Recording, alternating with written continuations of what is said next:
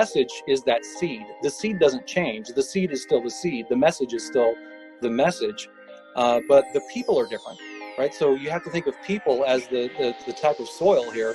And welcome to the Howie and Beastmode podcast, where we discuss all things business, including growth, strategy, and execution, as well as personal and professional development.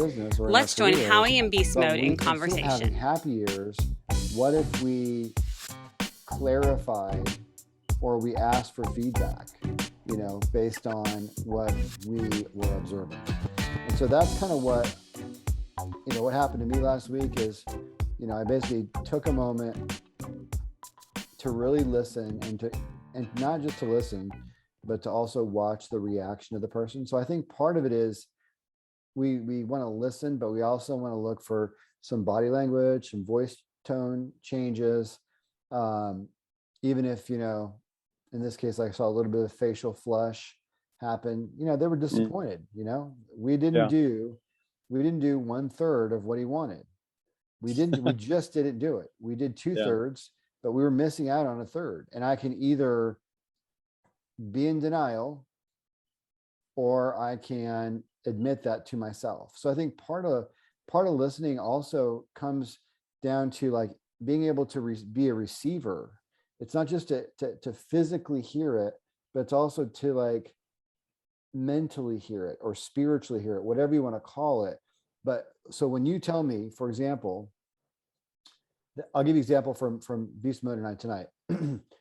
We talked about this idea of doing executive interviews with people so Beastmode and I can learn. And you guys might have noticed that Beastmode said, yeah, maybe we can do that once a month, right? That tells me, if I'm honest with myself, that tells me that he's willing to experiment and he wants to give me that, but it's not his like operative front, sitting on the edge of his seat, like most exciting idea, right? I could be wrong about that, but I think it's important for me to be honest with myself to say, okay, so as my partner, I want to give him an allowance that let's try this out. Let's see if he likes it. Let's see if it goes well. And if not, we can try something else. But I think that's an example. We modeled this ourselves tonight, where I not only got the content of what Beastmode said to me back with, instead of like, hey, yeah, let's go whole hog on this interview thing. It was like, yeah, maybe we do that once a month. Maybe we schedule that, right? And so I was polite in the moment, but mentally I was thinking, okay, so maybe he's experimental, he's open-minded, he wants to be nice, but it might not be like his major passion, right? So I've got to be sensitive to that because everybody has different passions. And I don't even know what mine is in this regard. It's literally an experiment. Although I think I probably have a little bit more interest in it than you do. So that's an example. Like, I think we have to be active listeners, but we also have to be like listeners with a little bit of integrity, not in an honesty sense, but just in an integrity way. Like, we're really hearing it for what was said, not for what I wanted to hear. Yeah. You know what I mean? Kind of. Yeah, no, I know exactly what you mean. For me, the reason why I said Are once you a in Grapevine? month. I know right where you are. Yeah. That's Of course I am. behind you. Yeah. Nice. Yeah. No. So yes, I mean, very true in everything you're saying. There's more than what is being said than what's coming out of my mouth. And so, yes, if I can listen to what's coming out of your mouth, but if I, at the same time, I can pair it with if you're moving around, if you're getting antsy, if you're changing colors, if you're getting red, or if you're clammy or whatever, yeah, it's all helpful. And the best thing that I know to do is to point that out. Exactly. Instead of you trying to read my mind, you ask for clarity. And I should have done that at lunch with this guy, but I was so scared because it's $1 million situation. Yeah. And I was shocked, and I was paralyzed. So I didn't have the presence of mind. And so now we're trying to figure out a way around it and re-engage him, and figure out if this thing is a showstopper or not. Yeah. But you're right. The best thing to do in those cases, I think you're nailing it. And that's the active part of listening that you're so good at and that you focus on. But it's literally asking like, hey, kind of sensing that maybe that wasn't the right answer. Yeah. Or you just point out. So from a scenario similar, if I'm sitting down and I'm kind of giving, the whereabouts of the product or service, and somebody's getting a little fidgety in their seat, or they're not really paying attention, they're not locked in like they were, Right. I would just say, hey, it doesn't seem like you're as focused as you were earlier. Is there something going on that you need to take a break on? And oftentimes it gives that person it number one, jars them back into the moment of, hey, maybe I did lose focus. Or number two, it just says, hey, it gives them the ability, the freedom to say, you know what, it wasn't what I was expecting. I was thinking you were going to, and then, well, I hadn't gotten there yet.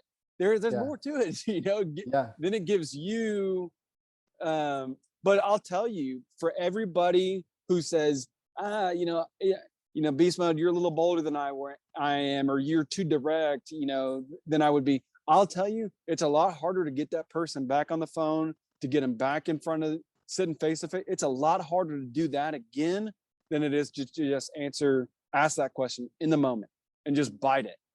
What's the worst that could happen? They could literally say, Howie, this is not what I thought you were going to deliver. Well, wonderful. Now we're on the same page. Okay, what did you think I was going to do differently? And now I can ask really clear, concise questions that are direct to what they want. I don't disagree at all. I think that honesty and really what, it's not just honesty, it's also courage. Yeah. And courage gets in our way in business and career all the time, probably daily for most people. Like being able to challenge something, or in this case, it would have been asking for clarity, or asking for like, what's that feedback? So I want to make up his name. Yeah. Todd, I kind of got the sense that maybe your energy isn't as strong as it was before I told you that we only did 2/3 of what you're asking about. Can I get some kind of just like, what's your instant reaction? Are we out, or can we kind of tell you why we do it the way we do, and kind of show you and see if there's something there? Because if not, I don't even think you have to ask that whole question. Yeah. I think you just say, hey, Todd, I'm sensing your energy's changed. You know what? You're right. And then sit there and let him stew for 10 or 15 minutes. Let him think, or not 15 minutes, 10 or 15 seconds. Let him stew and think. That's here's so good. Clear and concise what it is. Howie, this is what it is. Yeah. And he could, and this is where people get scared, is he could say, Howie, the product has to do this. Yeah. And then what you may be in a moment to say, our product doesn't do that. You know what I'm saying? But you don't want that customer to figure that out after they've agreed. And now they're pissed. Yeah. Now they're just an angry, you should have told me this, that, and the other. Whenever on the front end, you can just say, hey, Todd, our product doesn't do that. And we're working on that. It'll be 6 months before we roll that out. So do we need to table this? And because I value what you want from us and we want to deliver, but I'm just letting you know right now. Yeah. That's the kind thing to do. And although it feels like it takes a lot of boldness to do that, it takes a lot more to deal with it after the fact. It takes a lot more to sit there and have an angry, mad, pissed off Todd calling you because he liked you, but you didn't have the courage to ask him that question. Yeah. No, I love it so much that I wrote it down. I literally was over here typing on a notepad because I plan on doing a discovery workshop at work in the next week or two with my team, and just kind of like letting them, talk through and brainstorm about what good discovery looks like, because discovery is a really important part of sales. And I really you reminded me of something that I saw this morning, but you said it in a really teachable way, which was, asking the simple version, the high level version of the question, instead of like pre-feeding. Don't ask the general question and then add in some, is it A, B, or C? Because you don't know what their thing is. It may not be A, B, or C. Ask the first part of the question, which is, Todd, kind of feel like the energy change after I said that. Can I get a reaction? What's your reaction? It feels like your energy changed after I told you we didn't do part one. Yeah, I think the shorter the better. Yeah. Todd, your energy's obviously changed. And then sit there. Yeah. Point out, I'm not even asking you a question. I'm making a statement. Todd, something's changed. And then my statement is going to cause a rebuttal from him. Yeah. He's either going to say, Howie, nothing's changed. My kids, got something going on. I got to get to it. They texted me. Yeah, exactly. Wonderful. Yeah, then but it opens the door for Todd to be in the driver's seat, which is where Todd wants to be. Todd wants to be the driver, not you. Yeah. And so. Yeah, I think it's good. You got to do it's it. Super helpful.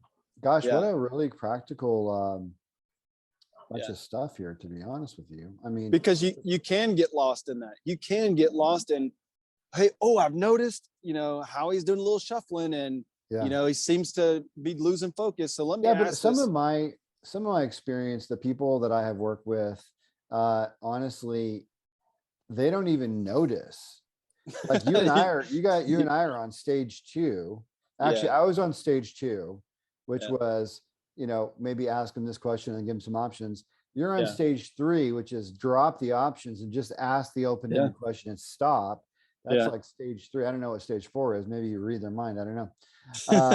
But I've worked with a lot of people that are a little bit younger in their career, and they don't get past a quality stage 1, which is that they never sense that his color changed and his head dropped and his voice energy. At least I got that out of it. So it's like, I really want people on my team and people that I can influence in business to do a little bit better job of interpersonal sensing, because your demeanor and your voice tone, your voice cadence, your color, your head position, that you're checking your phone, all that stuff you mentioned a minute ago, all that stuff it might be a really important sign that I need to react, or I need to ask one of those stage 2 or 3 questions. But I continually work with people earlier in their career who are presenting or they're moving really fast and they don't do that slow down motion. And so I think this podcast should help people think about, the slowing down, right?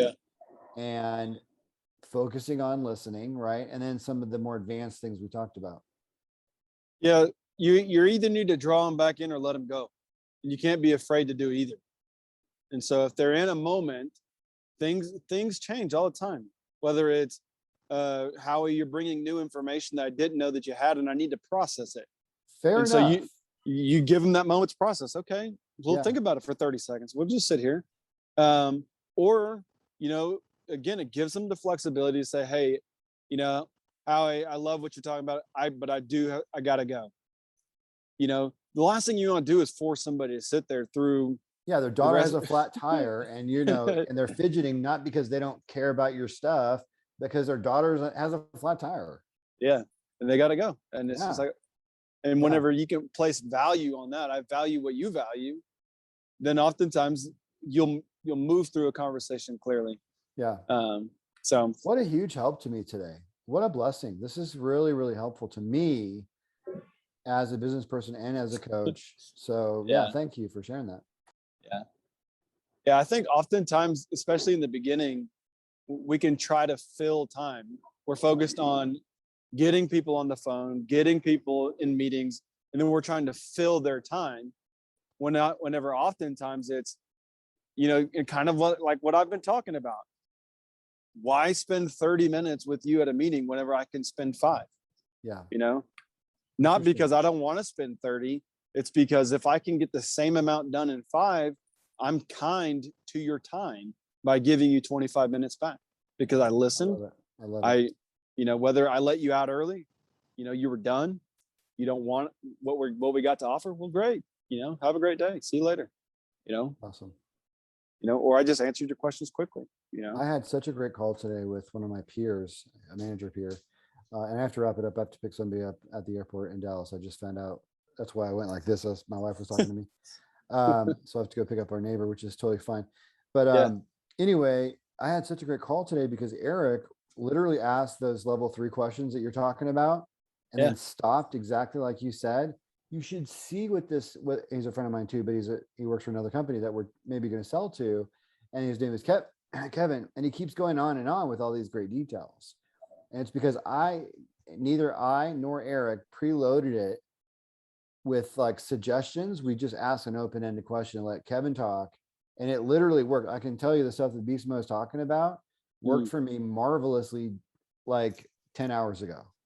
And I don't get credit. Eric did it. Eric did a wonderful job. And I just now realize I probably should give him a little kudo and thank him for doing such a great job. But yeah, anyway, I think this is so practical. I mean, I literally have a deal right now on the table. Well, Eric does, it's his territory, but I introduced him because of incredible listening today, literally like 10 hours ago. Yeah. And I'll tell you, when you can capture somebody's thoughts or emotions in the moment, you're going to get the clearest version of their emotions. If you send them an email 5 hours later and just says, hey, you know, at lunch, I happened to notice you're fidgeting a little bit and you lost kind of train of conscious. I had to ask you a question 2 times. It was something going on, you know, they're now they got to travel back 5 hours to try to get back. And that's it. Or they can just say, or they just may answer him back, nah, man, everything seems to be all right. I'll let you know. All right. Hang on. Now I think what you're just saying is really good, but I want to make sure that I'm going to clarify what I think I guess I'm modeling what you're saying right now, which is kind of hilarious. But are you saying that it's really helpful to sort of like, and I do have to go here. But are you saying it's super helpful to actually in the moment, kind of recast to them what they're saying, what you think they're saying? Well, yes, it is to cast it back to them. Hey, I'm looking for clarity. Is this what you're saying? Or to just point it out and allow you, Howie, I can tell you got to go. Is that accurate? And allow you to just answer it. Okay. Howie, you're fidgeting. Do you need to head out? And it just allow you to be, I got to go. It's so good. And it's really, really good. The last thing I'll say, and I'll let you wrap it up. But there in Sandler sales training, you hear there's this thing called, if you think it, say it.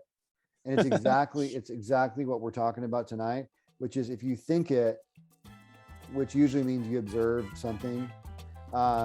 If you think it, say it, meaning don't hold it inside, put it on the table and ask a question about it.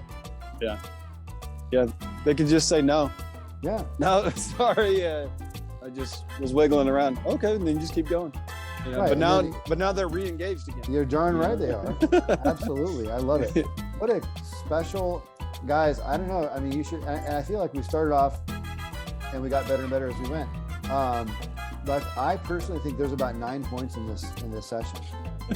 Gotta be honest. I could probably pick up, without even hardly trying, I could come up with 6 key takeaways for y'all. So Beastmode, if you want, you can, share some recap on some thoughts. I'm going to head out. But you can wrap it up with any parting thoughts you have. But man, I really enjoyed it. It's going to, like I said, you're literally helping me deliver a training in 2 weeks to my team about better business discovery. Yeah, for sure. I appreciate it. Really, really well done. All right, man. Drive safe. Thank you. All right. Well, we're going to wrap it up and just say, hey, thanks to everyone for popping on and tuning in tonight. This will probably get split into 2 episodes, one on listening and one on maybe some engagement or active questioning. But thanks, everyone. Again, we're looking for some potential interviews. And so if you are or know someone, feel free to drop us a line or just tag them in one of our posts. All right. Thanks, guys.